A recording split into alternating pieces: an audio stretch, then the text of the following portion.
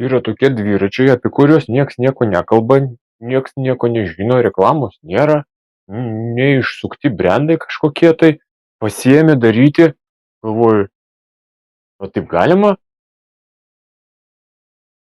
Ta prasme, realiai nebrangus dviratis, užsakytas iš dviračių dalis LT, ačiū jiems, skaitykit, kad tai reklama, bet jisai realiai nebrangus. Čia yra modelis, pasakysiu. Raskal 3.0, 29 ratais L dydis. Nu, jisai nemažas. Man L dydis, bet toksai mano Cannondale'as L dydžio. Ten L, plius minus, ką tai reiškia, nelabai aišku, bet jisai truputį aukštesnis, toks jaučiasi truputį didesnis. Tai tikrai čia realiai lygiavertis L dydžio large. Pradėjau surinkinėti, galvoju, ir šakerio šokso, nemantriausia, bet ir ne pati pigiausia, ten kokie džiudikai būna. Ant brangesnių dviračių būna džiudi silver. Čia yra silver modelis, ką reiškia plininės kojos. Bet čia yra ne džiudi, o sekantis rekonas, va. 32 kojos, 100 mm eigos.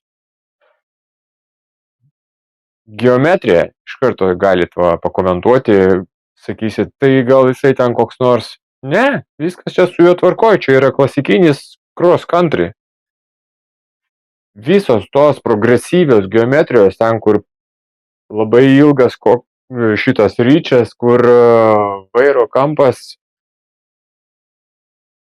bukas toksai kokie 67, 8 laipsniai. Tai jie nevažiuoja į kalnę, jie nuokalnės kažkur tai stabilumui laikyti, bet jeigu jūs norit universalesnio daikto, 69 mm, va. Pats tas suvirintas plonas rėmas, beje, jis skamba labai, pats dviratis labai lengvas, aš jį iš dėžės ištraukiau, jisai, tiesiog lengvas, neskaitant tai, kad čia yra 29 ratai. Plačios padangos, plačios tai yra kiek? Vat man visada realu sužinoti plačios čia yra kiek? 2,25. Nu, normaliai, okei, irgi klasika dabar šiai dienai. Šakė nesuspaustukais, boost standartas, užsiveržia ašis, užsispaudžia, gale. Beje, gamintojas net ir nerašo, koks yra galas, tik tais iš nuotraukų pasižiūri, kad čia yra su ašim ir parašyta ašis. Bet ašis buvo senesni dviračiai, esu matęs, tiek, kur 142 nebus standartas. O čia išsitraukiau, žiūriu, stebulė Shimano 410 su prierašu B. O specifikacijoje to nebuvo nurodyto, o prierašas B reiškia boost 148 mm. Ir microspline standartas, būgnas microspline, čia yra Shimano paskutinis. Ir ne šiaip sau čia šitas būgnas microspline, jisai dar ir ne su šratukais, jisai nekliba, čia yra stebulė pilnai ant pramoninių guolių. Visi 4 guoliai yra pramoniniai. Priekis 400 su šratukais. Bet kiek aš jų paėminau jų, švelniai sukasi, viskas tvarkoja, neperspausti, net reguliuoti nereikia. Ratai be kameriniai. VTB, plotis 23 gal kažkur tai vidinis, ar kiek čia parašyta, STI 25 net, 25, tai čia išorinis ratlankio plotis link 30 mm, čia realiai platus ratlankiai turėtų būti tvirti, 32 stipinų, priekis ir galas, bekamerinės padangos jau sumontuotos bekamerinės, ta prasme neparuošta be kameros, bet tu gali pasidaryti, nieko nekeisdamas, tau tik tais reikės juostą užsiklijuoti ir ventilius susidėti, tai esi komplektą neįeina. Perjungęs, galit čia pasakyti, kad Ai, Deorė čia tik tai. Čia pilnavertis perjungęs. Normalus. Jisai geresnis, nei ten bus koks nors SRAMO SX, NX. Ten iš viso šlamštas. Ten jie susidrožė. Tiesiog stabdžiai, hidraulika ir normaliai, ne 200 kokia nors. O 400 čia ne? 410. MT 410. Taip, rankenėlės ten nėra pačios, bet čia jau normalus mechanizmas su tvirtinimu. Rankenėlė tvirtinasi prie stabdžio rankenėlės, tai yra pas mus visas vairas yra laisvas, nėra tų apkabų pilna prikabinėta. Kiti elementai, vairo kolonėlė, konusinė, pusantrinė, kolonėlės guoliai, FSA, greičiausiai čia bus, aš spėju, čia iš karto bus pramoniniai, va, miniklių velnis, švaistikliai, kažkur tai jie man labai matyti, FSA irgi, o, geras. Nesu aš FSA gerbėjas, ten yra pas juos tokių keistų sprendimų, kur nestandartinis kažkoks matmuo gali būti ir tie patys guoliai miniklio velnio, šičia bus jau, matau, 24-22, taip turėtų būti, o gal ir ne, gal aš klystu, čia, gal ir 24 pilnai. Gali būti 24 pilnai. Specifikacijoje tai irgi nerašo. Parašyta bottom bracket, FSA, tai ten koks nors šiam 8. Va, beje, truputėlį minusas šitam rėmui. 68 atstumas miniklio velnio guolių šelas, šitas 68. Nu, jau padarom 7.3. Jau niekam nereikalingas tas 68. Čiagi ne plentinis dviratis.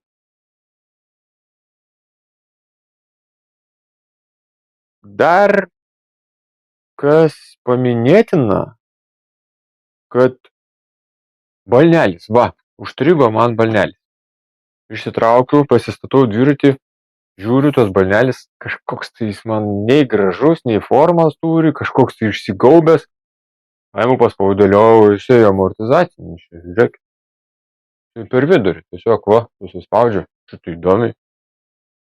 O taip galima buvo. Norėsim, jeigu droperį susimontuoti, prašom, va, yra skylė, vamzdė, susivedi, čia va, susivedi, ir viskas. Trosai tvarkingai padaryti, galėtų būti trumpesni, realiai, va, nu nereikia tokių ilgų, bet čia jau į ateitį žiūrint, kai jau apsitarnausime tą dviratį, jeigu kažkoks tai bus ten šarvų ar stabdžių remontas, tai patrumpinsim. Kol nauja, tai neliečiam.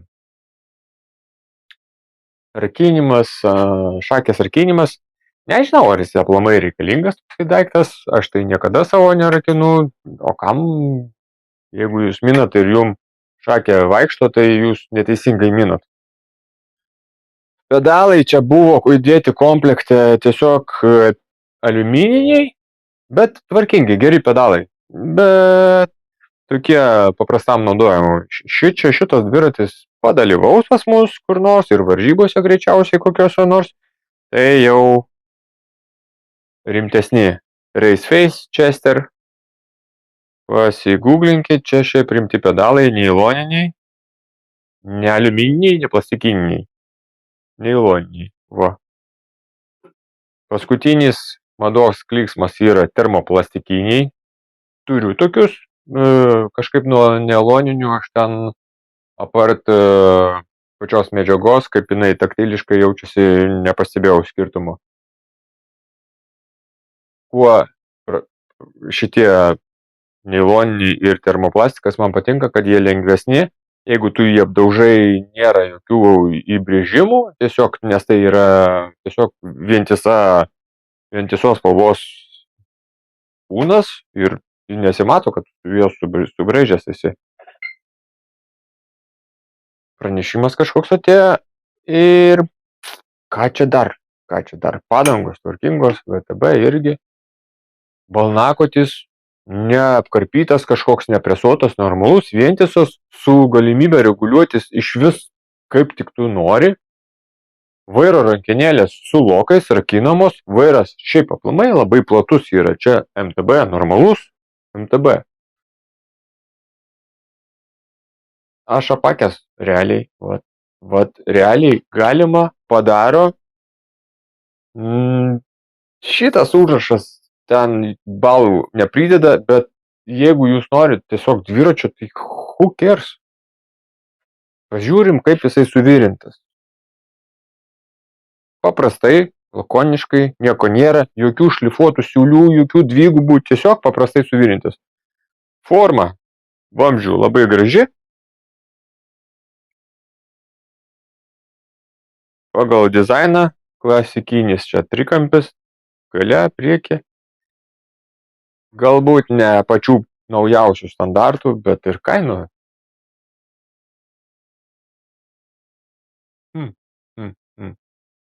Kasetė, va, prikipsiu, kasetė. Kas čia? Kažkokia nauneiminė. Specifikacijoje mačiau parašyta CTM per slešą Shimano. Bet čia ne Shimano tikrai, 1050, nors čia 12 pavarų vėja. Ir šitas perjungęs gali apdoroti kasetę 1051. Tai gerai, sudroš šitą, galėsim normalią teorinę kasetę uždėti 1051, bet su šita irgi čia tvarkoj viskas bus. Neturiu ką pridėti. Tiesiog neturiu ką pridėti. Beje, vos nepamiršau, irgi, vat, yra tokių gamintojų, kurie gamina realiai dviračių maketus.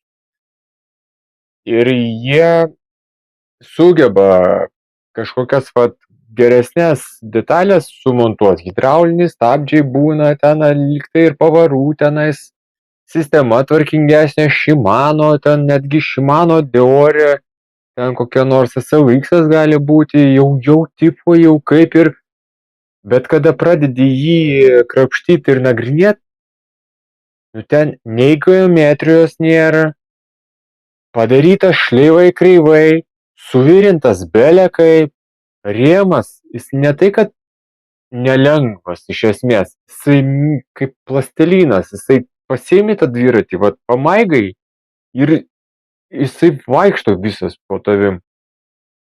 Ten sutaupyta ant visų elementų, kurių jūs nematot. Tai yra trosai, visokie šarvai, vairo iškišos, vairas, rankenėlės, balnakotis, balnas, padangos, viskas ten bus toksai, nežinau kaip pavadinti, kad būtų neskambėtų šlykščiai. Ir iš pirmo žvilgsnio, taip tu jį pasižiūri, o čia jau tipo komplektacija yra ir nežinomas gamintojas ten koks nors, tu galvoji, o čia bus tas, kur gerai gali padaryti. Neapsigaukit, ten realiai nieko gero. Šitas geras, o ten tie, kur gariūnuose kokie nors. Jūs negalvokit, kad visi pardavėjai, kurie ten pigesniais dviračiais prekiauja, kur yra komplektacija gera, kad jie nenori uždirbti ir jie jums parduoda, nes jie sąžiningi.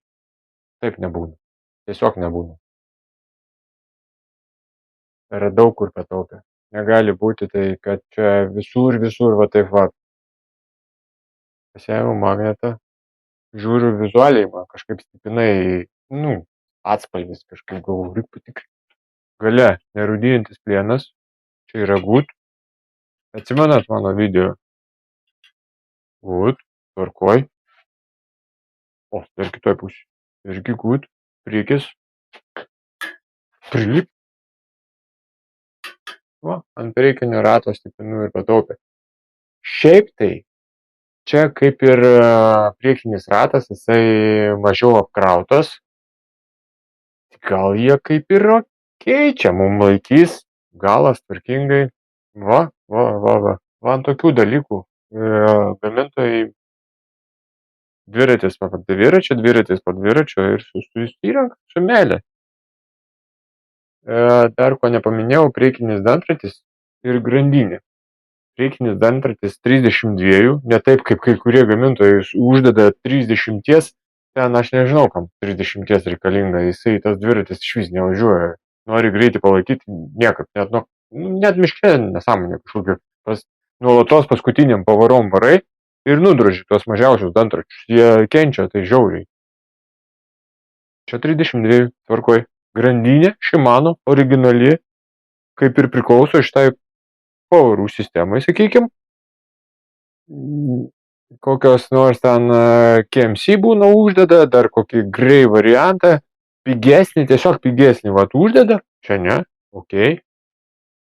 Šarvas vientisas, prasideda, kaip prasideda, taip ir baigėsi, galai, Jaguar, viskas, Lexus, va, gal dar kas nors išlys, aš čia jį reguliuoju ir va tokie va maži niuansėliai iškrenta. Kol kas aš vis tiek čia nustebęs.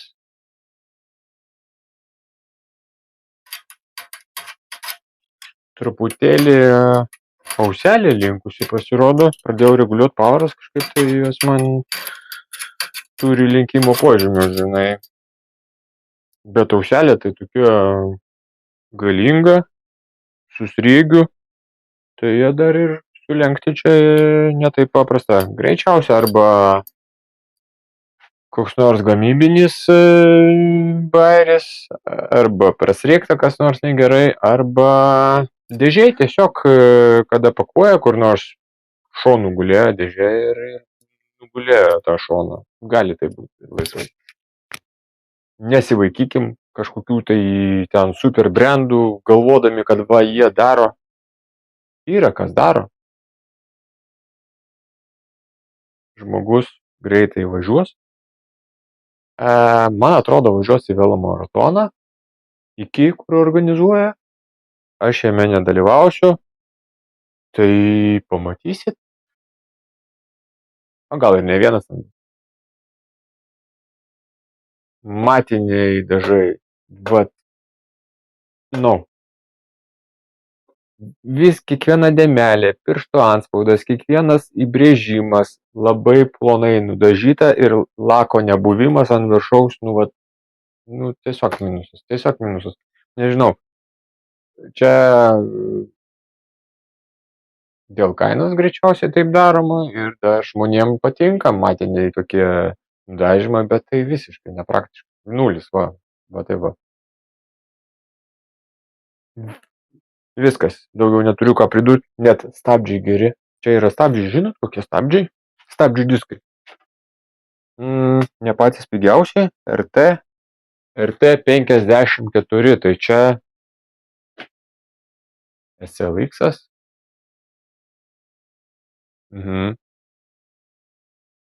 Ne RT10, ne RT ten koks ten dar sekantis modelis yra, kurie tiesiog pigus, šitie normalūs stabdžiai. Man atrodo, juos dar galima naudoti su ne tik rezin. Rezin patonai, taip, tik tais organinis. Tai reiškia, čia RT54, RT64 jau sekantis modelis, kurį galima ir su tom kaladėlėm naudoti.